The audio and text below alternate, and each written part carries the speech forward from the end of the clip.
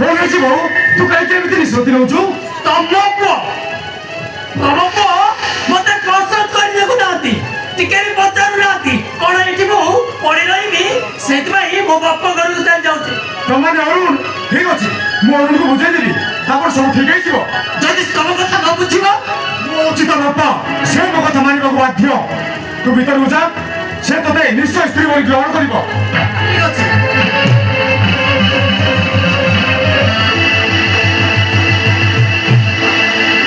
ଯା, ଏ ଝିଅ ଅରୁଣ ପସନ୍ଦ ନାହିଁ ନା କଣ? ଆଜି ନୁହେଁ, ସେଇଦିନ ବି ଅରୁଣ ମନା କରୁଥିଲା ସେଇ ଝିଅକୁ ବାହା ହେବିନି ବୋଲି, କିନ୍ତୁ ଆମେ ତାକୁ ବାଧ୍ୟ କରି ବାହା କରିଦେଇଛୁ। ବୋଉ ଯଦି ସତ ସତ ଆମ ଘରେ ଚାଲିଯିବେ, ତାହେଲେ ଲୋକମାନେ ଆମକୁ କଣ କହିବେ? ମୁଁ କେବେ ତା ହବାକୁ ଦେବିନି। ଅରୁଣ ଏ ଝିଅକୁ ନିଜ ସ୍ତ୍ରୀ କରିବାକୁ ବାଧ୍ୟ। ଅରୁଣ, ଅରୁଣ!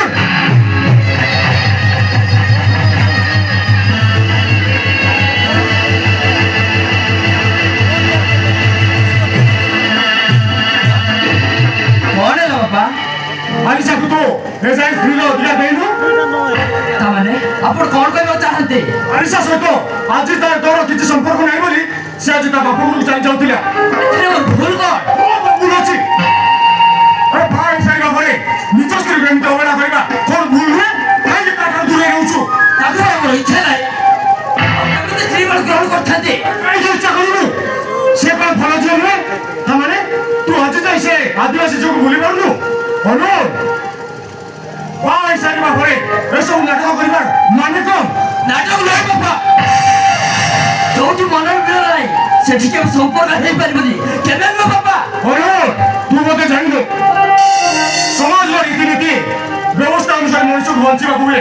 ଆଉ ତୁ ଏସବୁ ନ ମାନେ ମୋ ବାଟକୁ ଚାଲି ଯାଉଛୁ। ବୋଉ ଯଦି ସଦା ସଦା ଆମ ଘରେ ଚାଲିଯିବେ, ତାହେଲେ ଲୋକମାନେ ଆମକୁ କଣ କହିବେ?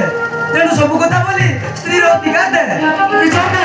ଏଇ ପରିବାରର କଥା ଭାବି ତୁ ଆଲିସାକୁ ନିଜର କର। ଆମ ସମସ୍ତଙ୍କର ମଙ୍ଗଳ ହବ। ଚାଲ ଅନୁଜ।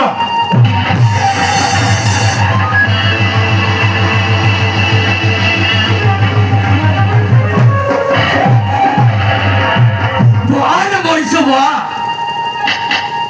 ଏ ମଣିଷ କେବେ ବି ଅନ୍ୟର ମନ କଥା ବୁଝିବାକୁ ଚେଷ୍ଟା କରେ ନା। ଏମାନେ ଜାଣି ଯାଆନ୍ତି ଯେ ଆଉ କାହାକୁ ଭୁଲେ, ଏମାନେ ଜାଣି ଯାଆନ୍ତି ଯେ ସେ ଫୁଲ ଆଜି ମୋର ଭିତରେ ଅଛି। ଆଉ ସେ ଫୁଲକୁ ଭୁଲି ମୁଁ ଆଲିସାକୁ କେମିତି ନିଜର କରିବି? ଆରେ କେମିତି?